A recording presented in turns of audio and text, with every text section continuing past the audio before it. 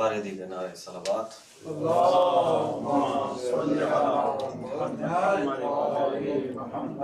اعوذ باللہ من الشیطان الرجیم. بسم اللہ الرحمن الرحیم. الحمد للہ رب العالمین بارئ الخلائق اجمعین. الصلاة والسلام علی عبد اللہ ورسولہ وحبیبہ وصفیہ وحافظ سرہ ومبلغ رسالاتہ سیدنا و نبینا و مولانا ابی القاسم محمد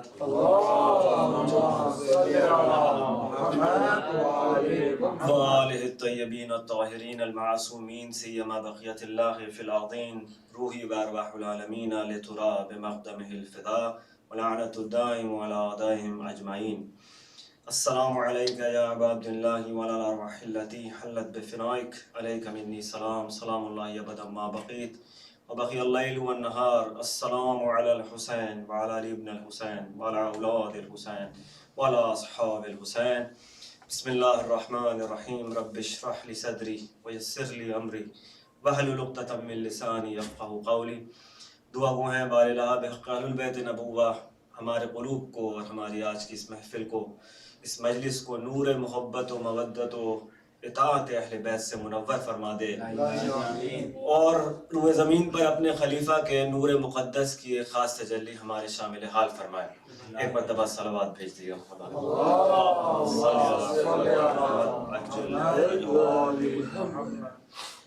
عزیزان گرامی، پروردگار عالم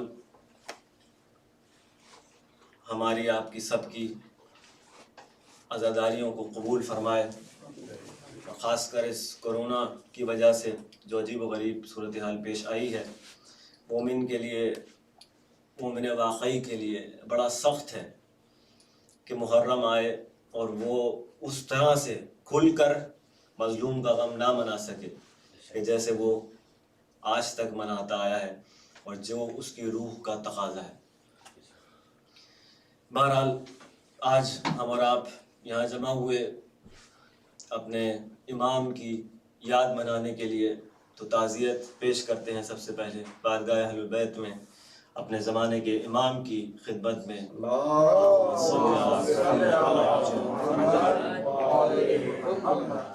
گفتگو کا عنوان اسی حوالے سے آج امام کی سیرت کے خاص پہلو کی طرف اشارہ کرنے کا ارادہ کیا، اور وہ پہلو یا وہ زاویہ نگاہ کہ جس کے لیے آج ارادہ ہے کہ امام کی شخصیت پر، امام کی ہستی پر اس زاویے سے گفتگو کی جائے گی، وہ یہ ہے کہ مقدمتاً تمہید کے طور پر اگر عرض کیا جائے تو بزرگان نے، خاص کر شہید مرتضیٰ مطہری، آیت اللہ شہید مرتضیٰ مطہری نے جو ہے وہ اس نقطے کی طرف توجہ دلائی تھی، اور ایک کہہ لیں کہ ایک تحقیق کا ایک نیا باب جو ہے وہ امام سجاد علیہ السلام کے ذیل میں ان کی ہستی کے اوپر جو ہے تحقیق کے لیے ایک نیا باب شہید نے کھولا تھا.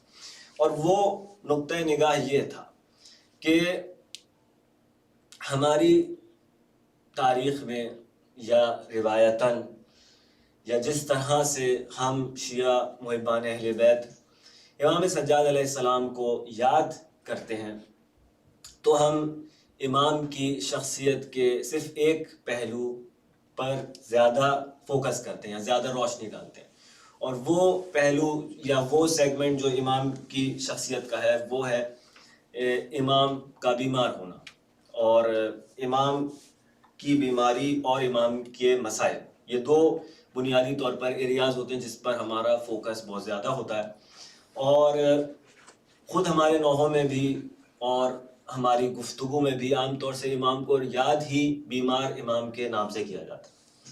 تو شہید نے، ظاہر ہے اس میں بھی ہماری محبت اور عقیدت امام سے واضح ہے کہ بہرحال امام بیمار بھی تھے اور امام مظلوم بھی تھے، ساری بات اپنی جگہ پر درست ہے، لیکن اس ایک پہلو کے اجاگر ہو جانے کی وجہ سے ہمیں یہ دیکھنا ہوگا کہیں ایسا تو نہیں ہے کہ ہم امام کی شخصیت کو، جو معرفت کا حق ہے ہماری بشر کی عقول کی حد تک، کہیں ایسا تو نہیں کہ وہ حق ادا نہیں ہو پا رہا.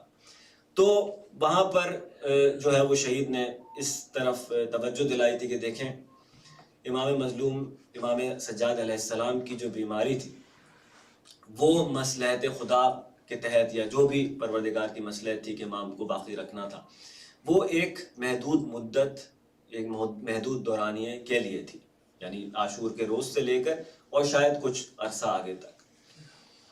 لیکن جو امام کی سیرت مدینہ واپسی یا عاشورہ کے واقعات کے بعد جو امام کی سیرت اور امام کا کردار ہے اور جو امام کا اسٹرگل ہے، جس سے امام کی کہہ لیں کہ طاقت کا علم ہوتا ہے، وہ پہلو اجاگر نہیں ہوتے اس طرح سے جیسے ہونا چاہیے۔ تو آج کی جو گفتگو کا موضوع ہے وہ یہی ہے کہ ہم کوشش کریں کہ جو ٹریڈیشنل ہماری رہی ہے روش، روایتی روش رہی ہے، اس سے ہٹ کر بھی سوچیں کہ ہسٹری نے، تاریخ نے کیا فیکٹس اور فگرز ہمارے لیے پیش کیے اس ہستی کو لے کر، اور کیا واقعی ان فیکٹس اور فگرز کو سمجھنے اور دیکھنے کے بعد انسان صرف امام کو بیماری کہے گا یا نہیں، ان کے دیگر پہلوؤں کی طرف بھی اس کی توجہ ہوگی۔ تو اسی نیت سے انشاءاللہ مجلس کا آغاز کرتے ہیں۔ ایک مرتبہ بارگاہ اہل بیت میں صلوات کا عطیہ پیش کرتے ہیں۔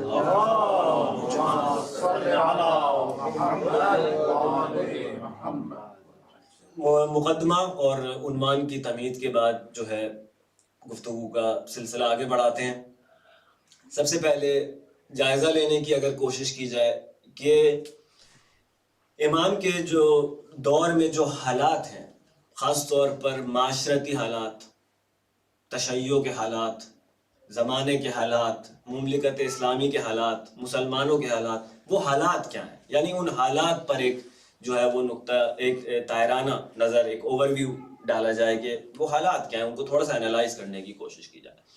تو صرف اگر شیعوں کی بات کی جائے تو بنی امیہ اپنی پاور کی، اپنی طاقت کی پیک پر ہے، اور امام حسین علیہ السلام کو شہید کر کے انہوں نے یہ پیغام دیا ہے کہ اگر ہمارے خلاف رسول کے نواسے جیسی ہستی بھی کھڑی ہوگی تو ہم اس کا لحاظ نہیں کریں گے۔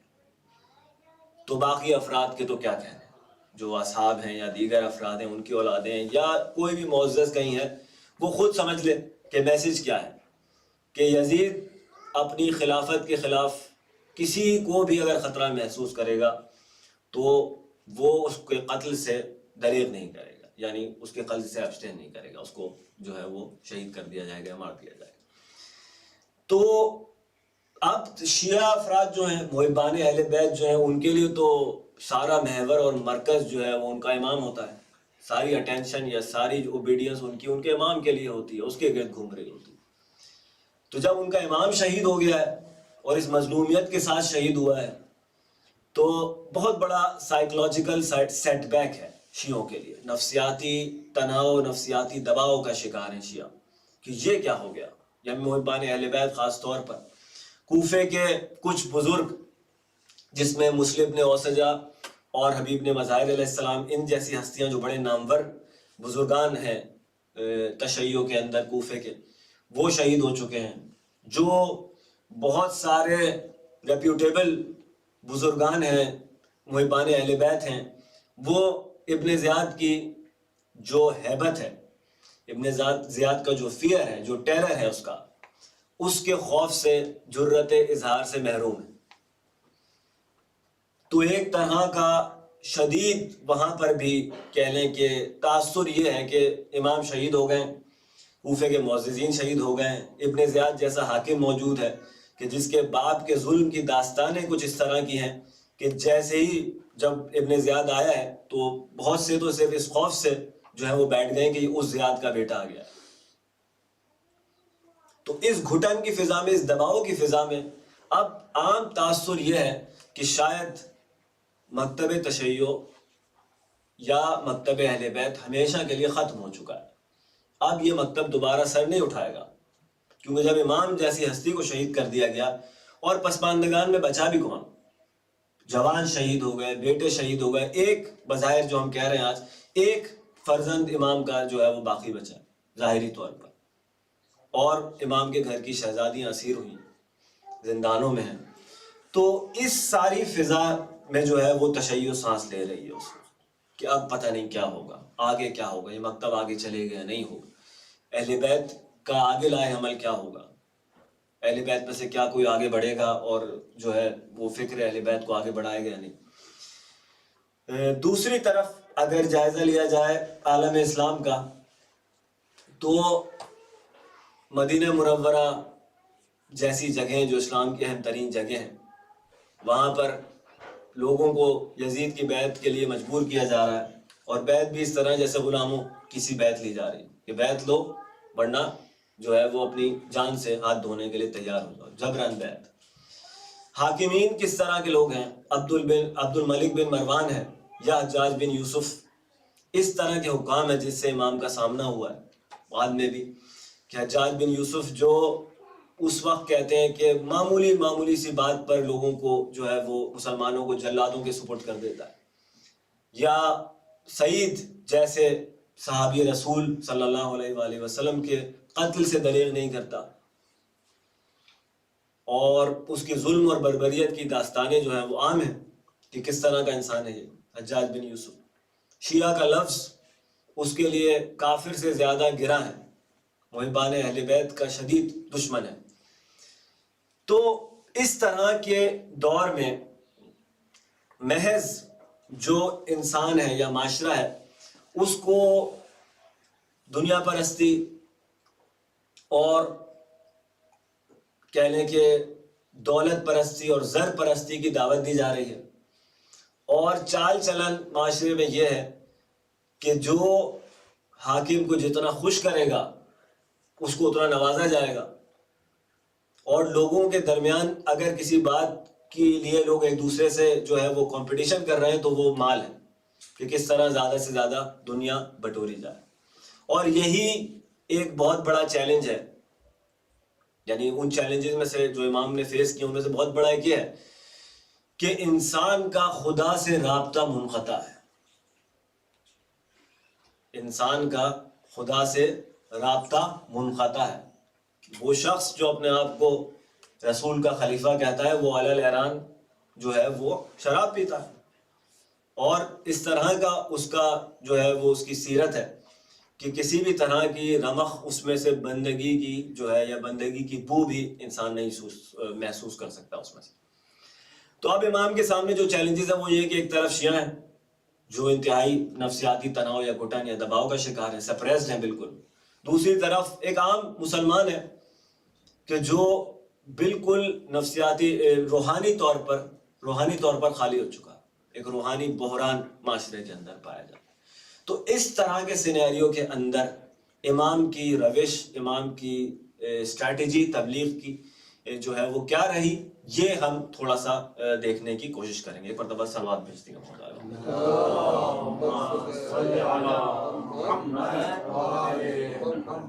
تو جیسا کہ میں نے عرض کیا کہ سب سے بڑا جو عام انسان کے لیے چیلنج ہے وہ یہ ہے کہ اس کا اور خدا کا رابطہ منقطع ہو گیا. تو اس طرح کے معاشرے میں امام ایک عبادت گزار کے طور پر جو ہے وہ سامنے آتے، اپنے آپ کو متعارف کراتے. اور سیرت امام کی یہ ہے کہ سب کو معلوم ہے امام کی جو علمی بلندی ہے اس پر حتیٰ مخالفین یعنی شافعی جیسے لوگوں کے لیے ہے کہ جن کا تعلق مکتب اہل بیت سے نہیں ہے، تو وہ انہوں نے لکھا کہ میں نے علی بن حسین سے زیادہ مدینے والوں میں کسی کو فقیہ نہیں پایا. یعنی امام کا جو تبلیغ اور حدیث بیان کرنے کی جو روش ہے اس کے نتیجے میں دشمن کے افراد بھی یہ کہہ رہے ہیں. زہری ابن شہاب زہری بنو امیہ سے وابستہ ہے، لیکن اس کے باوجود امام سے آ کے فیض حاصل کرتا ہے. یعنی دشمن بھی جانتا ہے کہ حق بالآخر کہاں ہے.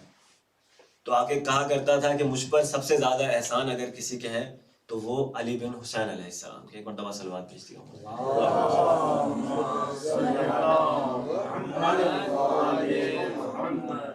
ایک اور بہت زیادہ اہم روش جو مولانا نے تبلیغ کی اپنائی ہے، جس کا سہارا لیا ہے، وہ ہے دعا.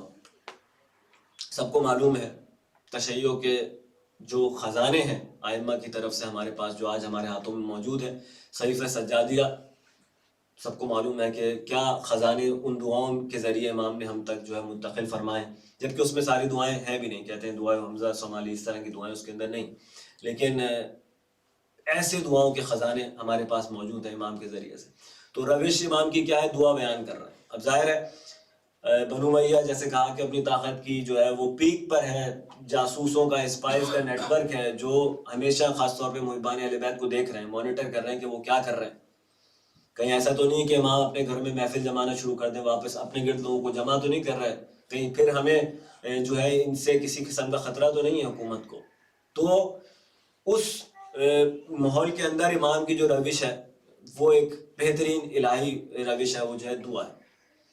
ان دعاؤں کے ذریعے سے امام نے واپس لوگوں کو خدا سے جوڑنا شروع کیا، اور ان دعاؤں میں اعتقادی مفاہیم یعنی بلیف سسٹم کے جو معارف ہیں وہ بیان کرنے شروع کیے، معاشرتی جو باتیں ہیں وہ بیان کرنا شروع کی، ایتھیکل مسائل. دعائے مکارم اخلاق کہتے ہیں کہ بزرگان کی شدید تاکید ہے کہ مسلسل اور یعنی ہر تھوڑے عرصے بعد مسلسل اس دعا کو تکرار کریں. دعائے مکارم اخلاق جو موجود ہے ہمارے پاس صحیفہ سجادیہ میں، اور دیکھیں کہ انسان کی اسپریچول ایلیویشن جو ہے وہ صرف دعا سے پہلے اور دعا کے بعد کہاں ہوگی. اس دعا کو انسان سچے دل سے بیٹھ کر پڑھے کہ کیسے مولا نے اس میں بلند ترین اخلاقی معارف، ایتھیکل اور مورل جو ہے وہ باتیں بیان کی کہ کس طرح انسان اپنے آپ کو ایلیویٹ کر سکتا ہے. ان باتوں پہ عمل کرے. تو اعتقادی مسائل بھی ہیں، معاشرتی بھی ہیں، اس کے اندر اخلاقی بھی ہیں، سیاسی بھی ہیں، ہر طرح کی بات جو ہے مولا تبلیغ فرما رہے ہیں دعا کے ذریعے سے. تو حدیث کا بیان، دعا، اور پھر عبادت اور بندگی اتنی اہم ہے اس دور کے اندر کہ جس میں یزید جیسا حاکم موجود ہے. اس میں امام کی روش یہ ہے کہ وضو کرنے جا رہے ہیں تو رنگ متغیر ہے، جا رہے ہیں نماز کے لیے تو حالت جو ہے وہ کپ کپا رہے ہیں. اور لوگ پوچھ رہے ہیں، ظاہر ہے وہ بنو امیہ کی حکومت کے اندر اور اس سے پہلے امیر شام کی حکومت کے اندر جو ہے وہ بالکل لوگوں کو آشنائی نہیں ہے اس طرح سے، اس طرح کے کرداروں سے. جو لوگ قریبی آشنا رہے ہیں اہل بیت سے وہ اپنی جگہ پہ، لیکن جو مشاہدہ کر رہے ہیں اس دور میں وہ دیکھ رہے ہیں کہ فرزند رسول آپ کا عالم کیا ہے. مولا فرما رہے ہیں کہ جانتے نہیں ہو کس کی بارگاہ میں حاضری دینے جا رہا ہوں. یہ کردار ہے جو معروف کا.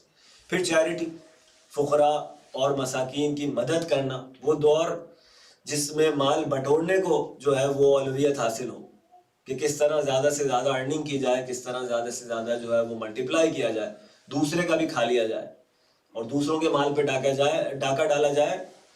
اس ماحول کے اندر ایک ہستی ایسی ہے جو راتوں کو نکلتی ہے اپنے مکان سے. فرماتے امام باقر علیہ السلام کہ ہمارے کون صاحب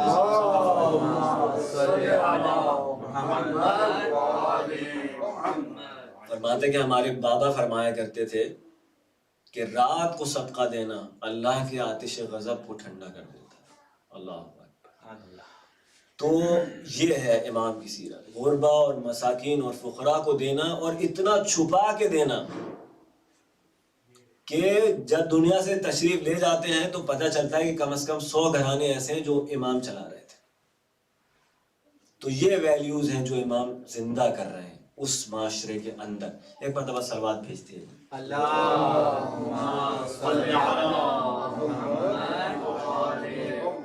پھر وہ زمانہ جو واپس اب جا رہا ہے زمانے جاہلیت کی طرف، کیونکہ حکام اس طرح کے آ کے بیٹھ گئے ہیں جو پلٹا رہے ہیں سرکار کی ساری تبلیغ کو. ایک طرف کر کے کوشش ان کی یہ ہے کہ اس کو پلٹا دیا جائے زمانے جاہلیت کی رسموں کی طرف.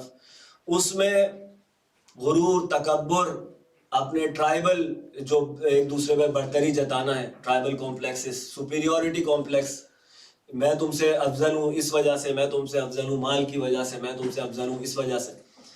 اس ماحول کے اندر امام کی تواضع کا یہ عالم ہے. یعنی اتنے ڈاؤن ٹو ارتھ ہیں کہ جب چلتے ہیں راستہ تو لوگ کہتے ہیں کہ کبھی بھی راستہ چلتے میں یہ نہیں کہا کرتے تھے کہ مجھے راستہ دے دو، یعنی میں فرزند رسول ہوں نعوذ باللہ، یا میں یہ ہوں میں وہ نہیں، بالکل بھی کبھی یہ نہیں. راستہ چل رہے ہیں کسی کو معلوم بھی نہیں کون ہے. اسی طرح بحر الانوار میں جو روایات موجود ہیں اس میں ہے کہ امام جب حج کے لیے یا عمرے کے لیے جایا کرتے تھے تو ایسے قافلوں کا انتخاب کرتے تھے کہ جس میں امام کو کوئی پہچانے نہ، اور ان قافلوں میں جا کے حاجیوں کی یا لوگوں کی خدمت کیا کرتے تھے باقاعدہ، اور پھر اگر کوئی پہچان لیتا تھا تو دوسروں کو بتاتا تھا کہ جس سے خدمت کروا رہے ہو معلوم ہے یہ کون ہے. تو پھر لوگ دوبارہ امام کے آگے آگے ہاتھ جوڑتے تھے کہ مولا یہ خدا یہ ہمارے ساتھ نہ کیجیے. تو انتہائی تواضع جو ہے وہ پیش کر رہے ہیں معاشرے کے اندر. پھر جو اہم ترین نقطہ ہے اس میں یہ ہے کہ امام، اب جو سلیوری کے لیے اسلام کو کہا جاتا ہے کہ اسلام نے سلیوری کی انکریج کیا، یا جو ہے غلاموں کا کلچر اور یہ ساری باتیں، اس کے اندر سے ایک یہ پہلو ہے کہ بھائی اسلام نے غلاموں یا سلیوری کو انکریج نہیں کیا، وہ رسم پہلے سے موجود تھی. اسلام نے اس کا ایک کنسٹرکٹیو یوز پیش کیا. وہ کنسٹرکٹیو یوز کیا ہوتا تھا؟ اس میں سے اہم ترین یوز یہ ہے، ایک ظاہراً یہ ہے کہ ایک سرکار کی رسم یہ رہی ہے رسول اللہ صلی اللہ علیہ وآلہ وسلم کی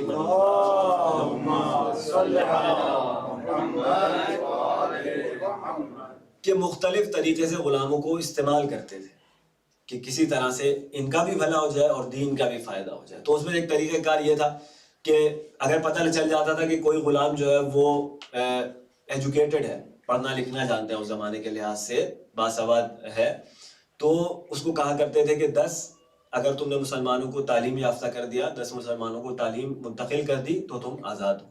اس طرح کی چیزیں امام سجاد علیہ السلام کے زمانے میں مولا نے کیا کیا کہ غلام خریدتے تھے، ان کی تربیت کرتے تھے اور ان کو آزاد کر دیتے تھے، اور دن ہو، ہفتے ہو، مہینے ہو، غلام آزاد ہوتے رہتے تھے.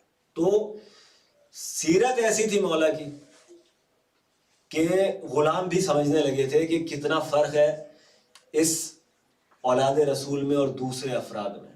جو غلام خریدتا ہے تو کس لیے خریدتا ہے؟ تو کہتے ہیں کہ جب غلاموں کو بیچا جاتا تھا جن جگہوں پر، اور وہاں پر غلاموں کو پتہ چلتا تھا کہ امام سجاد علیہ السلام تشریف، ایک مرتبہ سلوات بھیج دیا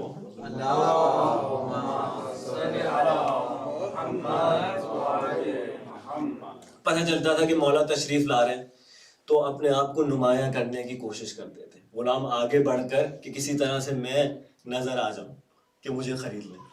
تو ایک روایت ہمارے پاس موجود ہے کہ بہار الانوار میں غالباً میں نے اس روایت کو دیکھا تھا کہ رویہ مولا کا کیا ہے غلاموں کے ساتھ. عام طور سے جو رویے رہے ہیں غلاموں کے ساتھ، لوگوں کے سب کو معلوم ہے کہ زمانے جاہلیت میں لوگ غلاموں کو انسان بھی نہیں سمجھتے تھے، کس طرح ان سے کام لیتے تھے، کس طرح ان کو اذیتیں دیتے تھے اور کیا. ایسی صورتحال میں ایک مرتبہ ایک غلام ہے امام سجاد علیہ السلام کو، امام اس کو آواز دیتے ہیں، جواب نہیں دیتا، پھر آواز دیتے ہیں مولا اس کو، جواب نہیں دیتا، پھر آواز دیتے ہیں، جواب نہیں دیتا. مولا فرماتے میں نے 3 دفعہ تمہیں پکارا، تم نے جواب نہیں دیا. تو وہ کہتا ہے مجھے آپ سے ڈر نہیں لگتا. اب ریئیکشن انسان کا کیا ہونا چاہیے؟ مولا فرماتے ہیں تمام حمد اس پروردگار کی جس نے سجاد کے غلاموں کو اس سے بے خوف کر. ایک مرتبہ پھر سلوات بھیج دیں.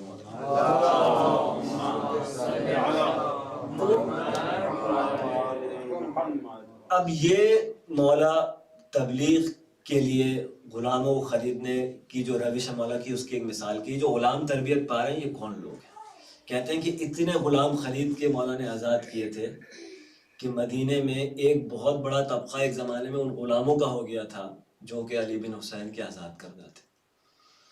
اور رمضان کا بات آ رہی ہے، وہ تو بات آ رہی ہے کہ ماہ رمضان میں خاص طور پر کہتے ہیں کہ جمع کرتے تھے سارے غلاموں کو مولا، کہتے تھے فلاں تم نے یہ غلطی کی، ہاں مولا کی، ٹھیک ہے. پھر لکھا ہوتا تھا مولا کے پاس، پھر ایک کا نام لیتے تھے غلام کا، تم نے یہ غلطی فلاں ٹائم پہ کی تھی، ہاں مولا کی تھی.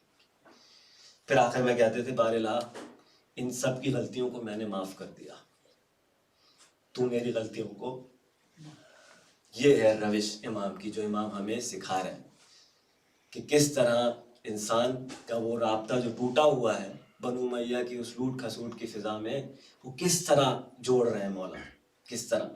اب جو تربیت کر رہے ہیں انسان مولا، غلام جو تربیت کر رہے ہیں ان غلاموں کا لیول کیا ہے؟ انسان دنگ رہ جاتا ہے سوچ کے کہ یا الہی اگر ان غلاموں کا مقام یہ ہے اور ان غلاموں نے ولایت کے چشمے سے یا ولایت کے سمندر سے اگر کچھ قطرے لے لیے ہیں اور وہ یہاں تک پہنچ گئے تو وہ ولایت کا سمندر کیا ہوگا. تو ایک چھوٹا سا واقعہ جو آپ کی خدمت میں پیش کروں. ایک مرتبہ درود بھیج دیگا مولا کی ذات اللہ.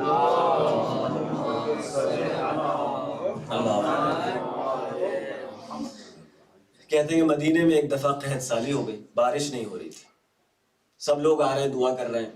اگر آپ کو پتا ہو نماز استسقاء کے بارے میں, تو نماز استسقاء پڑھ رہے ہیں, دعا نہیں, بارش نہیں ہو رہی. تو زہری نے اس روایت کو نقل کیا ہے. غالباً وہ کہتا ہے کہ ہم سب جمع تھے, یعنی میدانی علاقوں کا رخ کیا جاتا ہے ایسے موقع پر, آبادیوں سے دور نکل کے جہاں سب جمع ہوں اور باجماعت ہو کے کچھ کوشش کریں, دعا کریں پروردگار سے.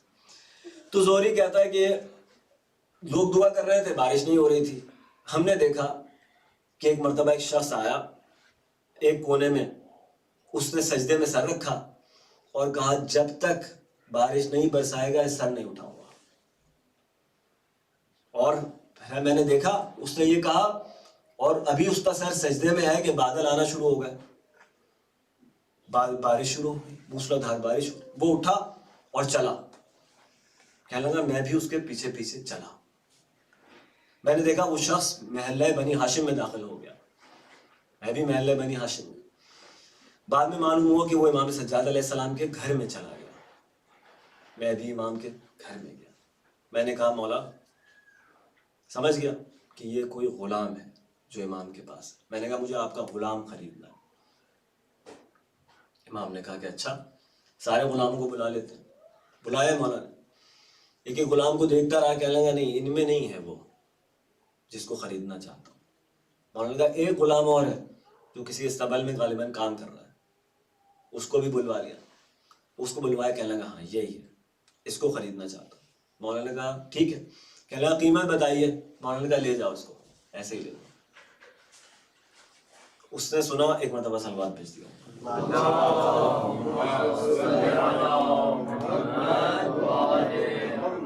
اب وہ غلام جب اس نے دیکھا کہ مجھے لے جا رہا ہے, تو اس نے کہا ایک مرتبہ زہری کی طرف دیکھ کے کہ کیوں مجھ کو میرے مولا سے جدا کر رہا ہے.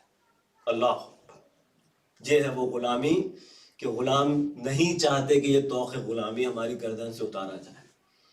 وہ آزادی جو امام سے دوری کا باعث بن جائے, اس سے لاکھ درجے بہتر ہے یہ غلامی جس میں امام کا قرب میسر ہے. اللہ اکبر. کہنے لگا کیوں مجھ کو میرے آقا سے, میرے مولا سے جدا کر رہا ہے.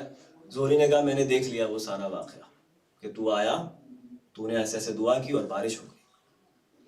اب جب اس کو یہ پتا چلا غلام کو کہ یہ بات عام ہو گئی, اس بات کا لوگوں کو پتہ چل گیا, تو ایک مرتبہ اس نے اسی وقت دعا کے لیے ہاتھ اٹھایا.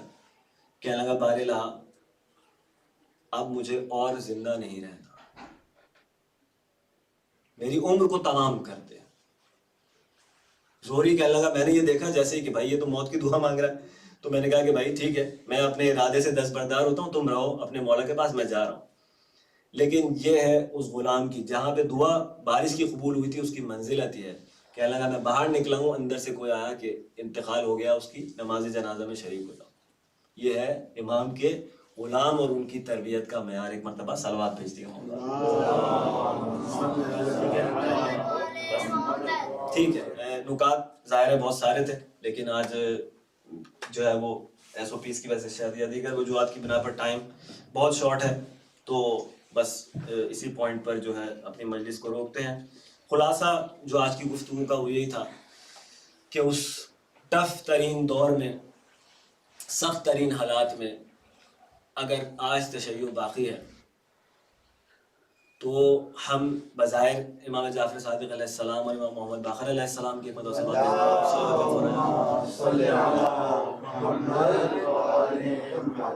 کی طرف نسبت زیادہ ہے, تشیع کی سب کچھ ہے اپنی جگہ پر یقیناً, لیکن وہ مقدمہ جس سے باقی کے ان دو خاص طور پہ اماموں کو تبلیغ کا اور تشیع کی ترویج کا موقع فراہم ہوا, اصل میں اس کا جو مقدمہ سازی ہے عاشور کے بعد, اس میں امام سجاد علیہ السلام کا بہت بڑا کردار ہے.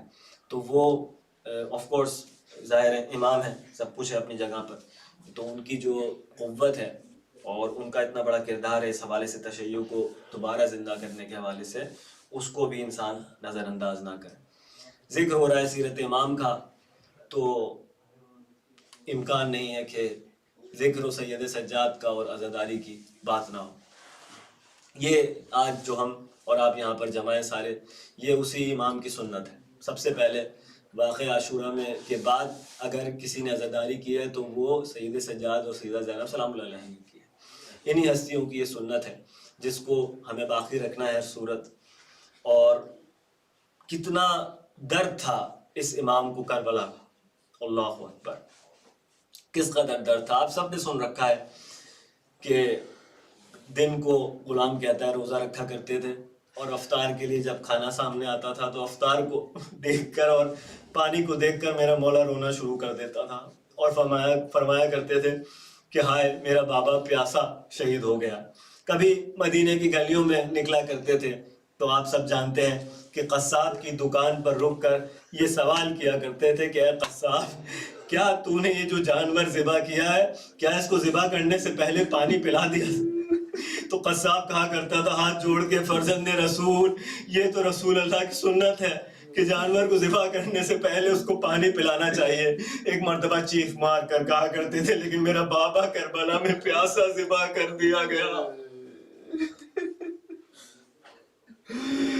اصحاب آ کر فرمایا کرتے تھے مولا اتنا نہ رویا کریں، ہم ڈرتے ہیں کہ کہیں آپ سے بھی ہاتھ نہ دھو بیٹھے۔ فرمایا کرتے تھے یعقوب کا ایک یوسف ذبح ہوا تھا جس کے بارے میں یعقوب کو یہ علم تھا کہ یہ یوسف زندہ ہے، لیکن اتنا روئے تھے کہ آنکھیں سفید ہو گئی تھیں۔ ارے میرے 18 یوسف میرے سامنے کربلا میں جو ہے وہ شہید کر دیے گئے، میں کس طرح سے گریہ نہ کروں۔ اور عجیب مظلومیت ہے یہ اس امام کی کہ ایک مرتبہ یزید کا ایک راوی نقل کرتا ہے کہ شام غریبہ میں خیموں کو آگ لگا دی گئی تھی۔ میں نے دیکھا کہ سادات کے خیموں سے ایک بی بی باہر نکلتی ہے، کبھی اندر چلی جاتی ہے، پھر باہر نکلتی ہے، پھر اندر چلی جاتی ہے۔ ایک مرتبہ میں نے اس سے کہا کہ اے بی بی تم اپنی جان کیوں نہیں بچا لیتی؟ تو وہ بی بی کہتی ہے ان خیموں کے اندر ہمارا ایک بیمار۔ عزیزان گرامی، یہ مظلومیت تھی اس امام کی کہ جس سے پہلا مسئلہ یہ پوچھا گیا کہ شام غریبوں میں پھوپھی آ کر سوال کر رہی ہے کہ اے میرے بھتیجے خیام کو آگ لگا دی گئی ہے، اب یہ بتا کہ اندر جل کر مر جائیں یا باہر نکل کر اپنی جان بچائیں۔ اور عزیزان گرامی، نہ جانے کیا مصیبتیں تھیں جو شام میں برپا ہوئیں، جس کے بعد مولا نے فرمایا کہ الشام الشام الشام، اور شام سے امان۔ اللہ اکبر۔ وَسَيَعْلَمُ الَّذِينَ ظَلَمُوا أَيَّ مُنقَلِبٍ يَنقَلِبُونَ۔ بار الہ ہماری اس قلیل سی عبادت کو اپنی بارگاہ میں قبول فرما۔ حاضرین محفل، بانیان محفل کی تمام شرعی حاجات کو پورا فرما، ہمارے مرحومین کی مغفرت فرما، ہم میں سے جو بیمار ہیں ان کو شفاء کلی شفاء عاجلہ عطا فرما۔ بار اللہ تمام انسانوں کو بالخصوص محبان اہل بیت کو اس موذی وبا سے اپنے حفظ و امان میں رکھ، ہم میں سے جو مقروض ہیں ان کے قرضوں کو غیب سے ادا فرما دے، جو مومنین رزق و روزی کی تلاش میں بحق اہل البیت نبوہ، خاص کر بحق سید سجاد علیہ السلام، بار اللہ ان کی مشکلات کو آسان فرما اور ان کے لیے رزق حلال و طیب و بابرکت فراہم فرما دے۔ حضرت حجت کے ظہور میں تعجیل فرما، ہمیں حضرت کے آوان و انصار میں قرار دے۔ ماتم حسین۔ یا حسین یا حسین یا حسین یا حسین یا حسین یا حسین یا حسین یا حسین سجاد میں زینب ہوں، میرے سر پہ ردا کوئی نہیں، بازار جفا سجاد میں زینب ہوں، میرے سر پہ ردا کوئی نہیں، بازار جفا سجاد میں زینب ہوں، میرے سر پہ ردا کوئی نہیں، بازار جفا مجمع ہے کوفیوں کا، میرے چلنے کی جا کوئی نہیں، بازار جفا سجاد میں زینب ہوں، میرے سر پہ ردا کوئی نہیں، بازار جفا سجاد میرے سر سے 9 بار چنی چادر بلوے میں نبی زادی پھر وائے گئے در در مل جائے ردا مجھ کو اور میری دعا کوئی نہیں بازار جفا سجاد میں زینب ہوں میرے سر پہ ردا کوئی نہیں بازار جفا سجاد میں زینب ہوں میرے سر پہ